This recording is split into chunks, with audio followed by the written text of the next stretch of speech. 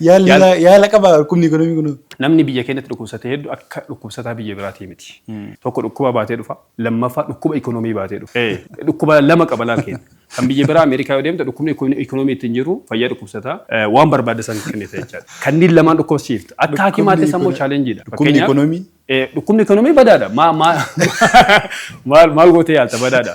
Yaala qaba dhukkubni ekonomii kun. Isatu nu rakkisaadha amma laal dhukkuba ekonomii yaaluudhaaf fakkeenyaaf dhukkubni nama kanaa dhukkuba X jedhamu yoo ta'u taate dhukkuba X jedhu san yaaluudhaaf dawaa Y jedhamu wayii barbaachisa yoo ta'u taate dawaa sun qarshii barbaada ultimately deemee yoo namni dawaa sana afford hin godhin isa san illee hiikuuf saayinsii biraa waan barbaachisuuf wantoonni kunneen biyya keenya keessatti yaala chaalenjii illee godhan